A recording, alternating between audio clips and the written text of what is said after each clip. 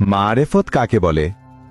হযরত খাজা বাকিবিল্লাহ রহমতুল্লাহ এর এক মুরিদ একদিন বললেন, হুজুর, আমি অনেক দিন ধরে আপনার কাছে আছি, কিন্তু মারেফত কাকে বলে বুঝলাম না।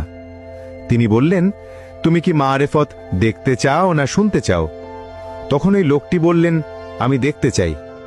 তখন খাজা বাকিবিল্লাহ রহমতুল্লাহ বললেন, তুমি আমার ইন্তেকালের পরে আমার লাশ গোসল দিয়ে কাফন পরিয়ে জানাজার জন্য অপেক্ষা করতে থাকবে।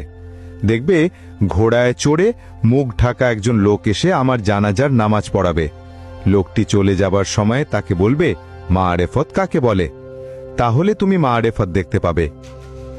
সত্যি সত্যি হযরত খাজা বাকিবিল্লাহ রহমতুল্লাহ ইন্তেকালের পরে গোসল দিয়ে কাফন পরিয়ে জানাজার নামাজের জন্য সবাই অপেক্ষা করছে। কিছুক্ষণ পর ঘোড়ায় চড়ে মুখ ঢাকা একজন লোক আগমন করল এবং জানাজা নামাজ পড়ালেন।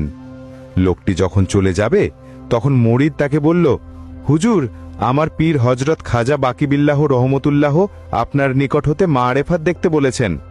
সঙ্গে সঙ্গে লোকটি তার মুখের কাপড় খুলে ফেললেন। এইবার মুরিদ চেয়ে দেখে লোকটি আর কেউ নয়, স্বয়ং হযরত খাজা বাকিবিল্লাহ রহমতুল্লাহ তার সামনে দাঁড়িয়ে আছে। সুবহানাল্লাহ! তখন মুরিদ বলল, হুজুর, এটা কি? হুজুর বললেন, এটাই মারেফত যা তুমি দেখতে চেয়েছিলে।